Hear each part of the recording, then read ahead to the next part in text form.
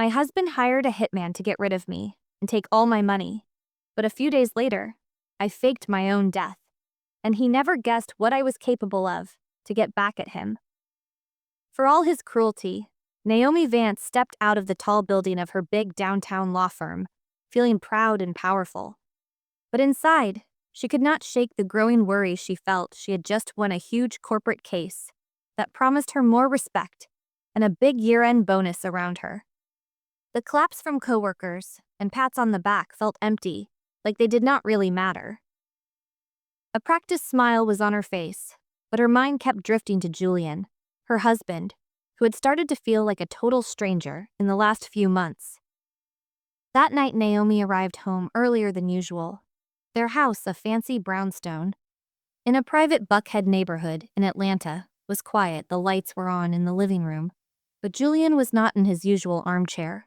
His sports coat was draped over the back of the sofa, and a half-drunk glass of whiskey sat on the coffee table. "Julian," she called out firmly from the kitchen, came the metallic sound of the refrigerator door closing. Julian appeared perfect as always, with his shirt neatly pressed and hair slicked back, but something in his smile tied Naomi's stomach in knots. "You're home early," Julian said lightly, though his eyes seemed to be measuring her. "I finished the case ahead of schedule. I thought we could have dinner together like old times," she replied, dropping her briefcase onto a chair and slipping off her heels. Julian paused for a moment, as if thinking it over, then nodded. "Sure. Let me order something. I haven't had time to cook." While Julian pulled out his phone, Naomi watched him with a mix of love and something darker. The distant look he had lately made her uneasy, the little lies she had caught in his words, and his constant absence were slowly breaking down the trust that had once been the strongest part of their marriage that night. They ate takeout sushi in front of the television. Naomi tried to break the ice. "How's the Onyx Lounge doing busy lately?" she asked, pretending not to care too much. Julian kept his eyes on his plate and replied without looking up. "It's fine. People are always going out. There's always something to celebrate." "That's good to hear. You've been so busy lately." "I barely see you," Naomi said. Julian looked up for a second. A flash of irritation crossed his face, but he quickly hid it with a smile. "You know how it is. I work hard now so we can be comfortable later." Naomi nodded, but inside, she did not feel convinced. Dinner ended in awkward silence. When Julian went to the bedroom, she stayed in the living room with her laptop pretending to check emails. Curiosity pushed her to look at Julian's phone, which he had carelessly left on the table. She still knew the passcode. There had been a time when they shared everything without secrets. Naomi quickly unlocked the phone and started scrolling through recent messages. One message in particular captured her attention. An exchange with someone saved as P. The message read, "All set for tomorrow, remember. There can't be any mistakes."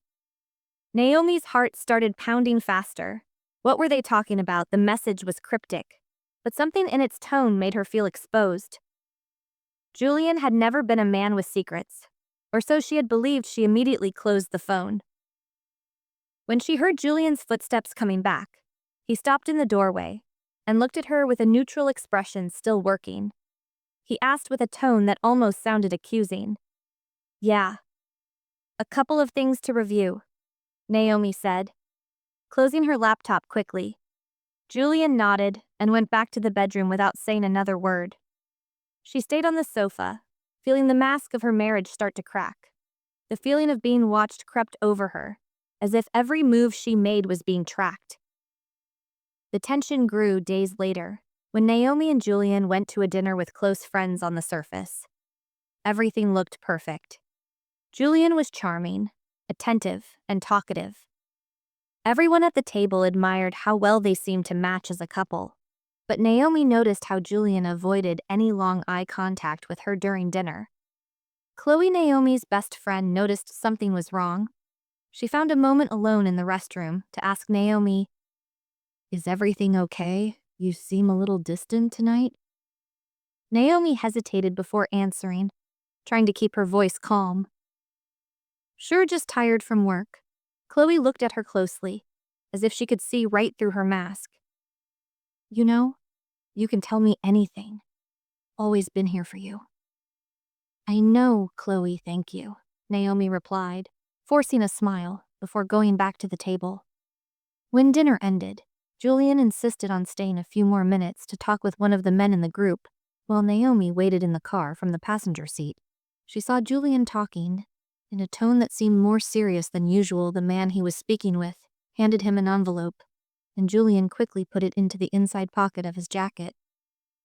On the way home, Naomi tried to keep her anxiety down, but could not stop herself from asking, "What were you and that man talking about?" Julian did not take his eyes off the road, as he answered calmly, "Club business. Nothing that would interest you." The coldness in his words hit Naomi like a bucket of ice water. For the first time in years, she felt completely alone next to the man she had built her life with, that night while Julian slept soundly. Naomi stayed awake in the living room, holding a glass of wine and looking at the Atlanta skyline. Through the window, thoughts raced through her mind. What was going on with Julian? What did those messages mean? The feeling of danger was everywhere, but she had no real proof, only her gut feeling, and that was not enough to act. The sound of Julian's phone vibrating on the table startled her out of her thoughts. This time she did not hesitate. She checked the screen and saw a message from P. Don't fail. Fear and confusion flooded her. She decided not to confront him, at least not yet. She needed to know more before jumping to conclusions. But deep inside, a dark truth was starting to rise. Julian was not the man she thought she knew in that moment. As the city continued its nightly routine, Naomi made the choice to protect herself, even though she did not yet know how the man sleeping in the next room was no longer her husband. He was a mystery, and every step she took from that moment on would be marked by a danger. She was only beginning to sense the loud sound of the alarm clock filled the room. But Naomi was already awake. She had spent the night in a restless watch, unable to escape the thoughts that flooded her mind. Every time she closed her eyes, the words from the message by P echoed sharply. Tomorrow is the day, don't fail. She looked at Julian, who slept peacefully beside her. The calm on his face was the complete opposite of the storm she felt inside. The trust she once had in him fell apart more and more. With every passing moment, Naomi knew she had to make a move, but she also understood that one wrong action could cost her everything, even her life. When she arrived at her office, Naomi tried to focus on her cases.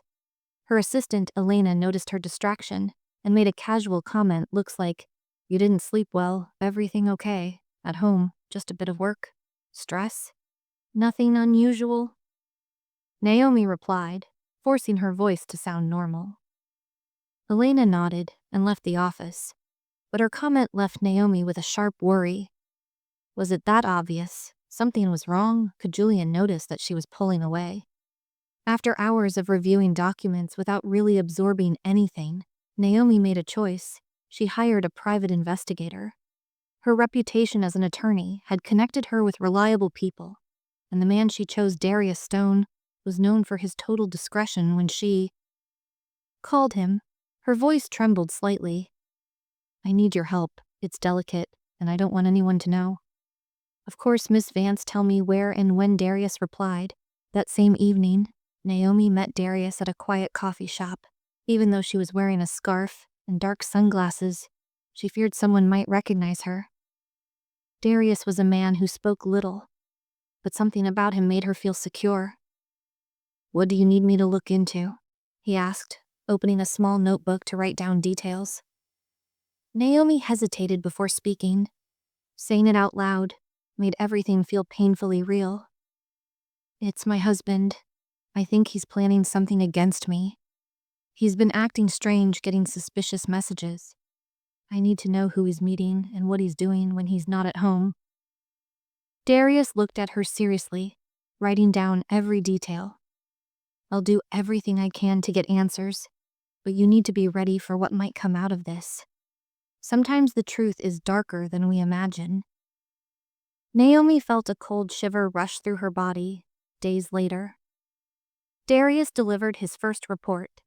Naomi received it at the office. Naomi locked the door before opening the envelope. Inside were photos of Julian meeting with a big man who had scars on his face. The pictures showed them talking excitedly in an alley behind Julian's nightclub. There was something disturbing about the man's stance, the way he shook Julian's hand, like they were closing a deal along with the photos.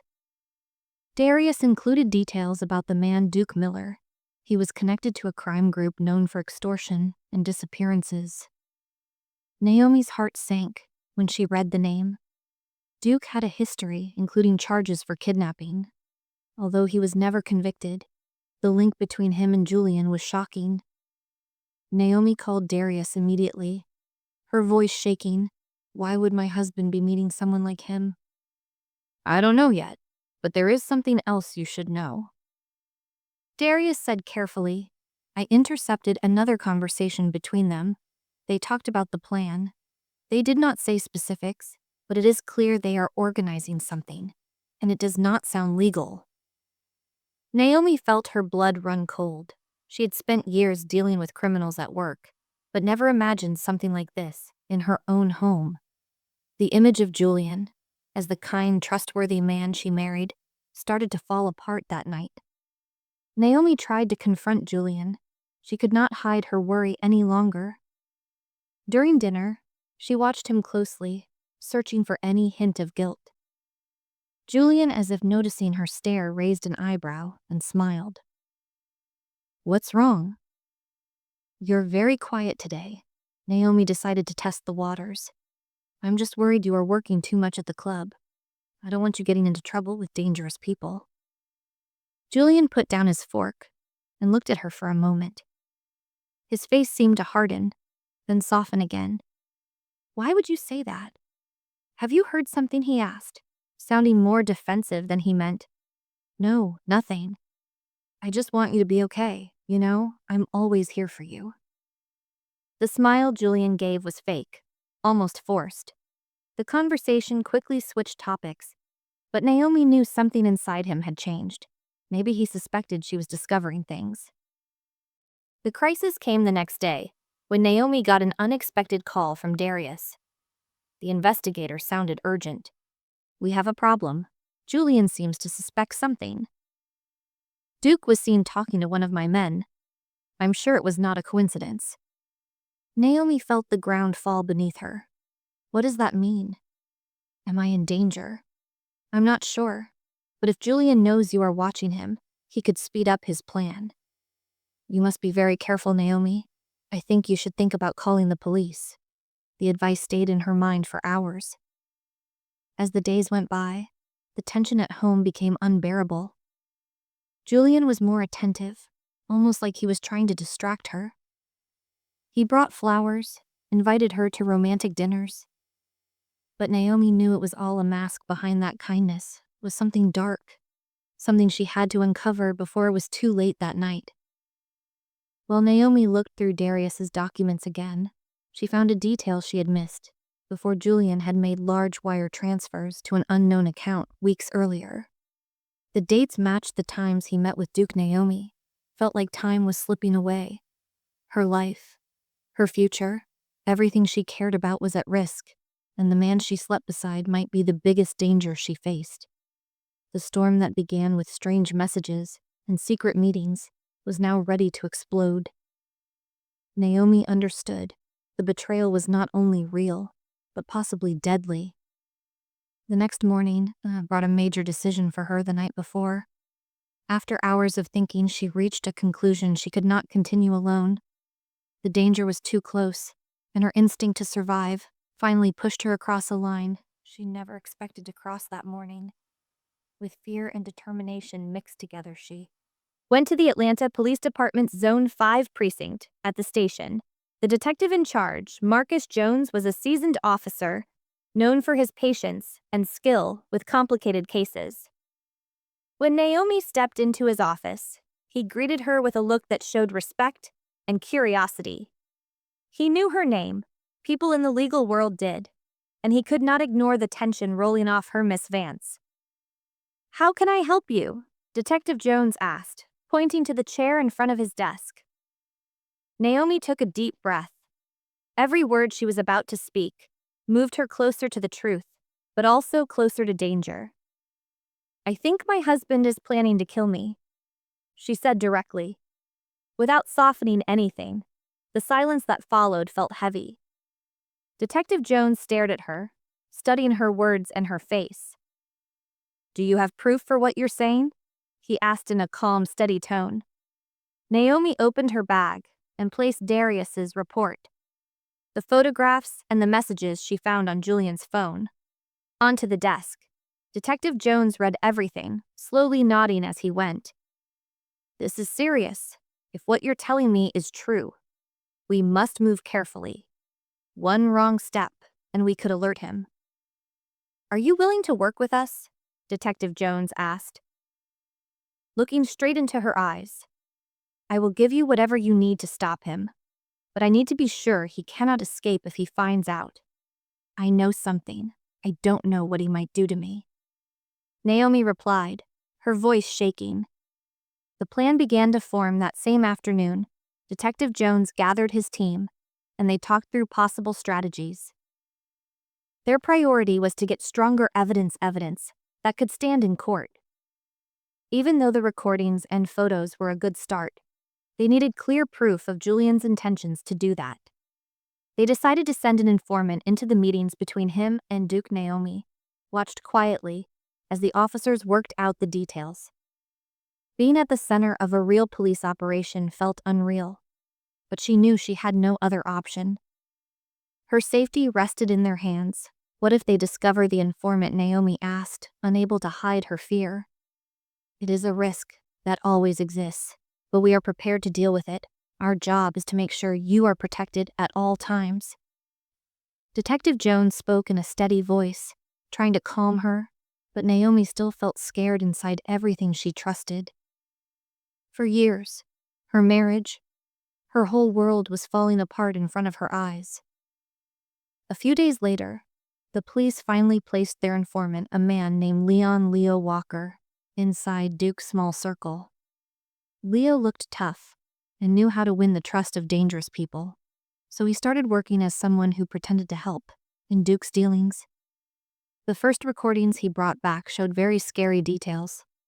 In one recording, Duke and Julian talked clearly about the plan.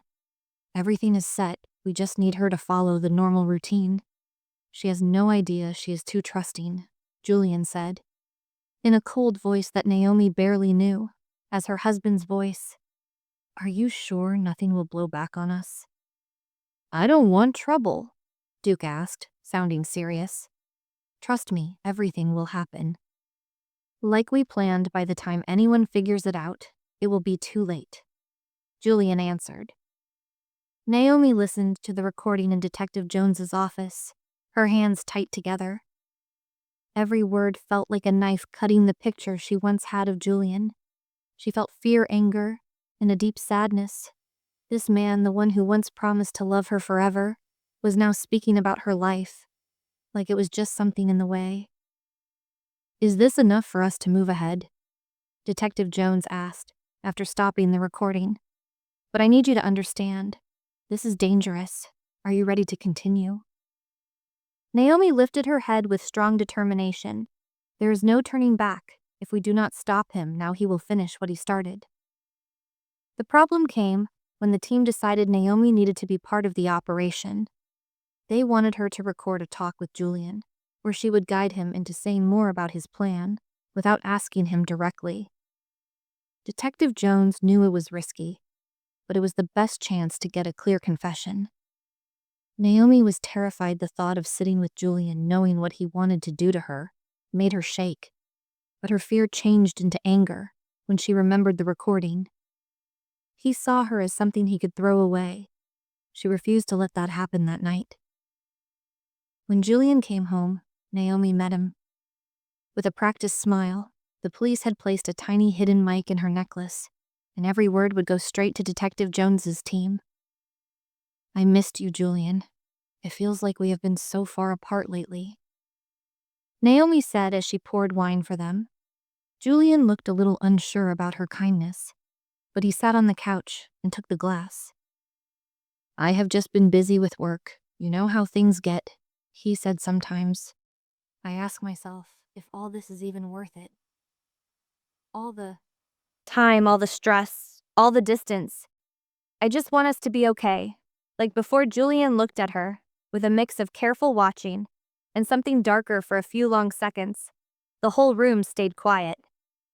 We are fine, Naomi. You do not have anything to worry about, he finally said, but his voice did not sound warm. Naomi felt her heart beating hard, but she made herself stay calm. I just want you to know I trust you. I always have, and no matter what happens, I am here for you. She said her words carrying a hidden meaning that Julian clearly noticed. He did not answer right away, but his stare was sharp, like he was trying to read her mind. When they went upstairs, Julian hugged her, tighter than normal. Naomi felt a cold wave move through her, but she did not pull away. She knew every minute was a dangerous game, and any small mistake could ruin everything inside. She understood the worst part was still coming, but she was ready to face it. Her life was no longer just hers alone. It was part of something bigger, a fight to survive and take back her freedom. Hours later, the plan she and Detective Jones made finally began.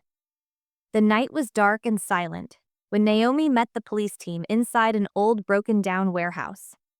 Outside the city, thin beams of flashlights barely lit the room enough to show what was happening. A group of tech workers checked cameras, makeup tools, and recording gear. Detective Jones stood with a firm look and went over the plan again. This is what we are doing, he said, pointing at a blueprint on a shaky table. Everything must look like a real accident. The main thing is catching Julian's reaction. If he acts the way we expect, we will have what we need to stop him. Naomi stood beside the table, nodding with a tight jaw. Every detail she heard reminded her of how unreal everything felt. She was not only the target anymore. Now she was a key part in a trap meant to reveal the truth about the man she once loved. Hours later, the warehouse was turned into a detailed scene of fake chaos. Makeup artists carefully made false injuries on Naomi. They painted thin cuts and fake blood on her face. Her hands shook as she looked at herself in a cracked mirror. Is this really needed, Naomi? The special effects worker asked while fixing the makeup. His voice was calm, but his words did not help. Naomi breathed slowly and looked away. She did not want to see herself as a helpless victim, not when she was trying her best to stay strong. The plan sounded simple, but every step carried danger. The team would stage a car accident on a quiet road outside the city. The police would make it look like Naomi had crashed alone, a smashed car marks on the road, and her body lying still. Everything had to look real. The team worked carefully, setting up hidden cameras near the scene. Naomi lay on the ground, covered with a sheet, while the crew checked the last details. Detective Jones knelt beside her and spoke softly. You are sure you want this? We can still stop. There is no other choice. This has to work, Naomi replied, her voice shaking a little, but Detective Jones nodded and stood up. Naomi closed her eyes and tried to slow her breathing. She could hear cars far away, and the quiet sounds of the team moving every second felt endless when everything was ready. Detective Jones made an anonymous call to the nightclub where Julian worked. The message was simple. Naomi had been in an accident and was in critical condition. Julian's reaction would be the key. If he was really planning against her, his response would show it from a van nearby. The police watched the cameras. Naomi, still lying on the ground, had a small hidden microphone to capture any words spoken near her. Detective Jones stared at the screens, frowning, waiting for Julian to arrive. When Julian came, his car stopped suddenly in the middle of the road. He ran out, but instead of going to the supposed accident, he stood a few feet away. Watching his face was hard to read. There was no panic, no real worry, only a cold calm, so I did not have to do anything. After all, he muttered to himself. But the microphone picked up every word. The team in the van held their breath. Julian slowly moved toward Naomi, his steps echoing in the night. "I guess it is too late now," he said with a twisted smile, his words sharp like a knife. Then he pulled out his phone and called P. "Everything is done. It did not go exactly as planned, but it is even better now. We just wait until things settle down, and then we move forward in the van." Detective Jones signaled the team. It was enough. The audio and video proved what they suspected. Julian showed no regret. He even seemed to enjoy it. The agents moved fast, surrounding Julian before he could react. He tried to fight, but they held him easily.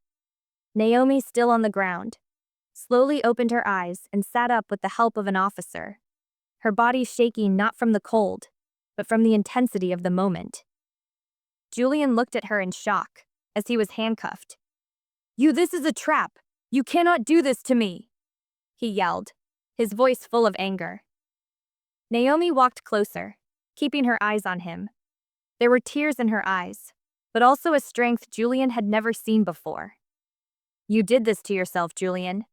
I just made sure justice was done." Julian's figure faded into the darkness with the police.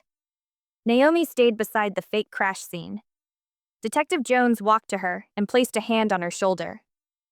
"You did the right thing. This will not be easy, but you are safe now." Naomi nodded, though she was not sure those words were true. She had won one battle, but the cost felt heavier than she could handle. She looked at the wrecked car and the cameras, wondering if she could ever return to the life she once had. As the operation wrapped up, an officer approached, holding a phone.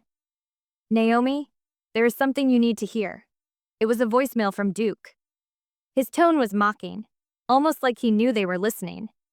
"You think this is over? But this is only the beginning. Julian was not alone, and neither are you." The message left. Everyone silent. Detective Jones frowned and faced Naomi. "This is not finished. We need to be ready for whatever comes next." Naomi looked into the distance, sensing her fight was far from over. The shadows around Julian were deeper than she ever imagined, and now she knew her life would never be the same. Hours later, the tension inside the interrogation room was thick. Julian sat on the other side of the metal table, handcuffed, staring at the ground, his expression shifting between cold anger and empty calm behind the two-way mirror. Naomi stood beside Detective Jones, even though she knew she was protected. Being this close to Julian filled her with a fear that clawed at her from inside. "We need him to talk, but it will not be easy," Detective Jones whispered, arms crossed as he watched Julian through the glass. "He is clever, and he knows anything he says can be used against him. I know him. He will pretend to be innocent, the poor betrayed husband. But we know what he really is." Naomi said, her voice steady, even though her heart felt like it was shaking. Detective Jones nodded and stepped into the room, leaving Naomi behind the glass. Her hands trembled as she squeezed her fists, trying to keep all her emotions from spilling out inside the room. Detective Jones placed a recorder on the table and sat in front of Julian. "So Julian, do you want to explain why you were celebrating your wife's death instead of being worried about her?" Julian slowly lifted his head and gave a smile that had no warmth. "I have no idea what you are talking about. I was told she had an accident, and when I arrived, all I saw was a staged act. You should be asking her questions, not me. We have the recordings, Julian, the messages, the money transfers. Everything points to you, planning to get rid of Naomi, and you did not work alone. We want the names of your partners." Julian leaned forward, his voice low and full of poison. "Circumstantial evidence. Nothing a good lawyer cannot tear apart. And as for my partners, I do not know what you mean. Maybe you should look at the people Naomi trusts. Maybe she is not as pure as she wants you to think." Detective Jones stayed calm. But behind the glass, Naomi felt her heart shake hard. Julian's manipulation was sharp, and his talent for twisting the story was terrifying. For a quick moment, she remembered why she had once loved him. His charm, his confidence, and now those same traits were what made him dangerous. Later in another room, Naomi sat across from Detective Jones and the investigation team. A thick report lay on the table filled with Julian's recordings and bank movements. Each page showed how she had lived beside a man who betrayed her in the worst way. Duke is our main focus. Now we know he helped with the plan, but that voicemail hints there are more people involved. This could be bigger than we thought, Detective Jones said, pointing at the notes. What does that mean for me as arresting Julian? Not enough, Naomi asked, her voice tired. Julian is only one part. If Duke has more allies, they may try something against you. We need to keep you safe while we push forward. Naomi nodded, even though the idea of being watched constantly made her feel even more trapped. She had imagined Julian's arrest as the end of her nightmare, but now she understood it was only the start that night alone in a police safe room. Naomi tried to absorb everything happening. The walls were bare and cold, nothing like the home she once shared with Julian. She sat on the bed, clutching her phone. She decided to call Chloe, her closest friend. She needed someone real, someone outside the investigation. Chloe. It is me, Naomi said, her voice shaking. Naomi, I have been so worried. The news exploded, and I have not heard from you. Are you all right? I do not know. Everything feels unreal. Julian is locked up, but there is still so much I do not understand. Everything I believed about my life and about him has fallen apart.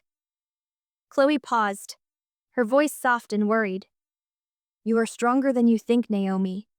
You made it through all this, and you are not alone. Do not let him or anyone else take that from you. Her words soothed Naomi for a moment, but the heavy sense of danger remained. She ended the call and laid down, closing her eyes tightly. Even inside these protected walls, she felt exposed. The next day changed everything. Detective Jones called her to the precinct to play a new recording. Leo, the informant hiding inside Duke's crew, had captured a critical exchange. They want to finish what Julian failed to do. They want her gone for good before she can speak in court. Detective Jones said, his voice heavy. Why, they already have Julian. What more do they want? Naomi asked, stunned. This is not just about you. Your testimony could reveal other illegal work, and to them, you are a threat. They want removed. His words hit Naomi like ice. She was not only up against Julian, but a whole group of people ready to do anything to shield their world, and fear and anger twisted deep inside her. But instead of freezing, her fear and anger lit a fire inside a fierce drive to survive and bring them all to justice. We will do everything needed to protect you. But this could get even more dangerous before it ends, Detective Jones said, looking straight at her. I do not care what it costs. I will not let them silence me. They played with me, but now I will play with them, Naomi replied, her voice full of intensity. Even Detective Jones was surprised the war was not over. It was just starting. Rain pounded hard against the precinct windows. Inside, the tension was thick. Naomi sat in a conference room surrounded by officers going over the next phase of the operation. The message Leo captured had changed everything. Now it was not just about catching Julian. It was about breaking the entire network behind him. Detective Jones got up and walked across the room, his eyes stopping on Naomi, who stared at him, looking for any sign this would end soon. Naomi, here is the plan, Detective Jones said seriously. Leo gave us key information about a meeting between Duke and his allies. It will be at a warehouse outside the city. We believe they plan to talk about getting rid of you and making sure Julian stays quiet. Naomi swallowed hard every time she heard the word get rid. She felt something break inside, but she could not show weakness. Not. But now when she was so close to facing those who tried to destroy her, what do you need me to do? She asked, her voice steady, even though anxiety was eating at her. Detective Jones shook his head. I do not want you anywhere near that meeting. It is too dangerous. This is not just about you. This is my fight. I will not sit back and watch others risk their lives for something. I started, Naomi said, standing up. The room went quiet. Detective Jones looked at her with a mix of respect and worry. He knew arguing was useless. Fine. But this is non-negotiable. You will be under our protection, and if anything goes wrong, keeping you safe is our priority that night. The team got ready for the operation in a disguised car. Naomi and Detective Jones waited at a safe distance from the warehouse. From there, they could see the flickering lights and people going in and out. Leo was already inside with a hidden microphone sending everything live. They are here. Duke just arrived with 2 men, Leo said over the radio. His voice calm, but every word carried danger from the car. Naomi listened closely. Duke was speaking, and his voice was as cold as she imagined. We cannot risk it. She has already made too much noise. If she testifies, she will sink. Not just us, but everyone else. We have to finish this. And fast. One of the men answered, his voice rough and suspicious. What if the police already know too much? It may not be easy. That is why we have a plan. Duke said the men are ready. We just wait for the right moment. Naomi felt her chest tighten. They were talking about her like she was nothing, just an obstacle to be removed. Anger burned inside her, but she needed to stay sharp. Detective Jones gave the signal. The team moved. Several police cars surrounded the warehouse, blocking all exits. Inside, Leo stayed in character, pretending to be shocked when the agents burst in. Weapons raised, freeze police. Everyone on the ground shouted. One officer, Duke, and his men tried to fight back. One even fired at the agents, and a gun battle broke out that echoed through the building from the car. Naomi listened to the shots, her heart racing. Detective Jones sat next to her, holding a radio. We have 2 detained. Duke is resisting, but he will not get far. One agent reported. The fight went on for minutes until the police finally controlled Duke and the others. When it ended, silence fell, except for handcuffs clicking and officers shouting orders. Duke was taken to the precinct and put in a separate cell from Julian. Naomi, still shocked by the intensity of what had happened, decided she had to see him. Detective Jones tried to stop her, but she would not be denied. She needed to face him, see him up close, and understand what kind of monster had planned against her life. When Naomi entered the interrogation room, Duke looked at her with a mocking smile. There was no regret on his face, only pure contempt. The little princess thinks she is powerful now, Duke said with a slow, mocking tone. You believe that, because you caught Julian and me? This is finished. You have no idea what you set in motion. I know exactly what I started, and I know that you and every person helping you will pay for everything you have done. Naomi answered, her voice steady and strong. Even Detective Jones, who watched from outside, was surprised. Allies, Duke repeated with a cruel laugh. You think this is only me and Julian? There are people much bigger than us. People who would crush you without a second thought, if you keep sticking your nose where it does not belong. Naomi looked straight at him, letting his threat wash over her without letting it break her. Then they will fall too, because I am not stopping until this ends, she said. Before she walked out of the room that night, when Naomi returned to her safe room, the sense of danger still clung to her. She knew she had won a battle, but Duke's words kept echoing inside her. This was not finished. There were more people, more secrets, more shadows, and even though the path scared her, she was ready to face all of it. She looked out the window at the distant city lights. She felt more alone than ever, but also stronger than she had ever been.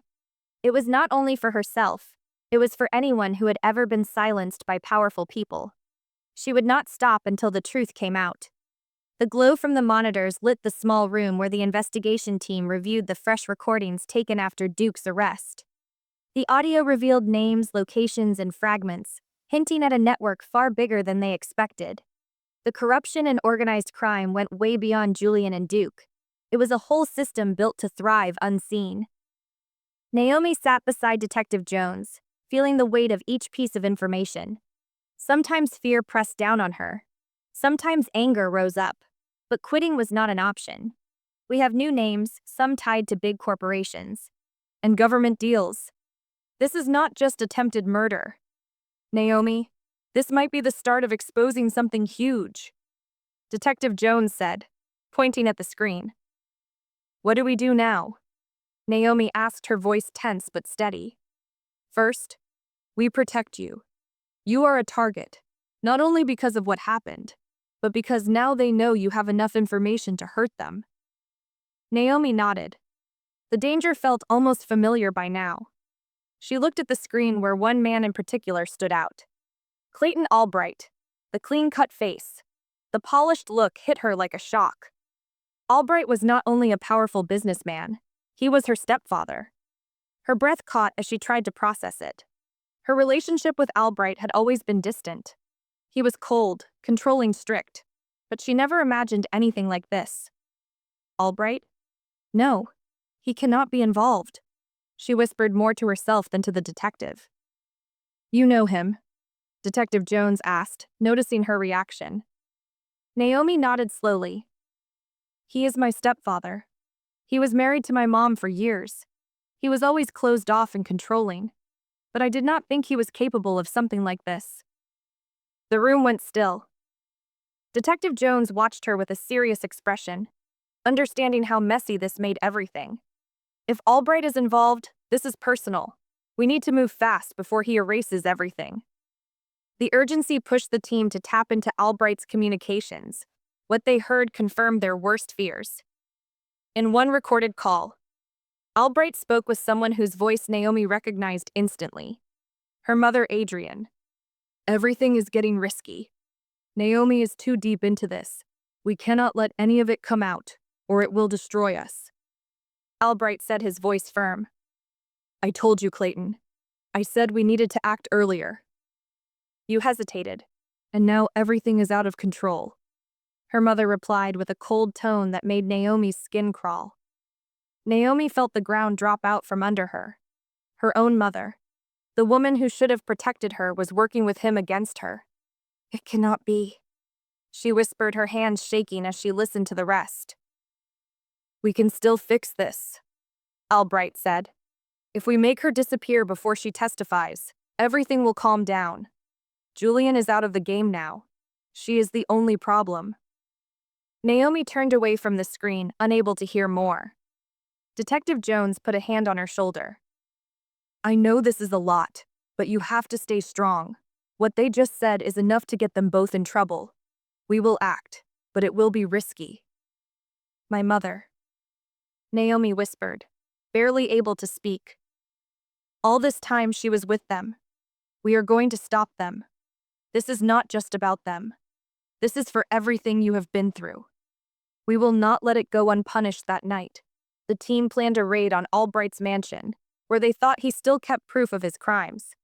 The operation was tense, not just because of the case, but because it was personal for Naomi. She was in a nearby van, watching through live cameras. When the agents went into the property, they found Albright and her mother arguing, documents scattered on the table, showing contracts, money transfers, and a hidden network of illegal actions. This is a mistake. You have nothing on me, Albright shouted as the agents handcuffed him. And what are you going to do with her arrest? A mother for protecting her daughter, her mother said bitterly, gesturing at the police from the van. Naomi watched the heartbreaking scene. Detective Jones asked if she wanted to go in, but she shook her head. I cannot see her now. I cannot face her hours later at the precinct. Albright and her mother were put in separate cells. Naomi, though exhausted, decided she had to confront her mother. She walked slowly to the interrogation room, her mother sitting handcuffed and looking worn. Why? Naomi asked, her voice breaking. Her mother looked up, eyes showing both sadness and coldness. I did what I had to do. Clayton promised me we would be safe, that you would be safe. I never imagined it would get this far. Safe. You wanted to destroy me, Naomi said, rage in her voice. You do not understand. You cannot understand. Everything I did was for us. But you became a problem, Naomi. You left me no choice. Her tears ran freely.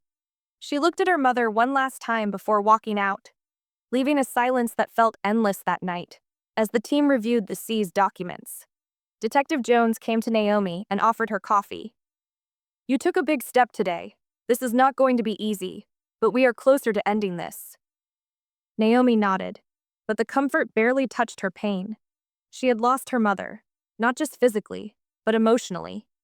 The enemy had been in the shadows, but also in her own home. Yet she could not stop. Not now.